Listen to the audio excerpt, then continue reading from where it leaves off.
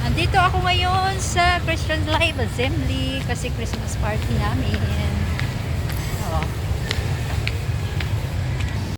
At ayan na nga yung labas ng church namin at ito naman yung loob. At ang ganda nga naman ng setup dito ngayon sa bawat occasion na meron dito sa church namin. At ayan yung mga ipapamigay pamasko, 5 kilos per sack po iyan. At ayan po yung kagandahan na mayroon tayo ngayon dahil iba talaga kapag yung buhay mo ay para sa Panginoon. Kaya di talaga natin makalimutan na sa bawat araw ay blessing talaga yan na bigay ng Diyos.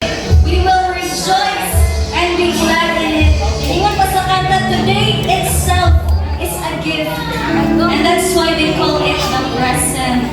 Na akong iwan pagbalik, today itself is a gift. And that's why we call it a present. I hope that today is like a gift para sa matag usa ka nato, dili burden. Christmas party na ko, nagkakaroon mo nun. But we are rejoicing because this is the day that the Lord has made. Amen? So ako gaya tanan sa pagpamarot, let us celebrate together with joy, mga kasing-kasing na puno sa kalipay, at tumabilihan ang mga kasing-kasing at pasalamatan ng Diyos for the true meaning of Christmas. And let us welcome one another. One another. May a very, very Christmas to you. As God bless all this day.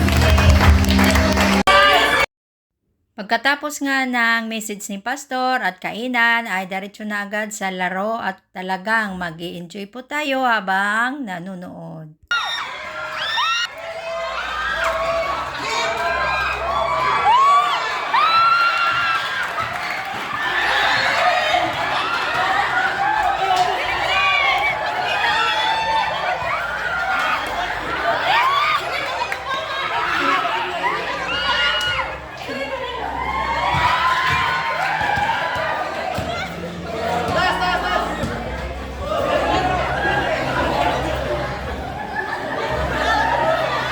Isa ka mga kadaog, ang group 1 ang group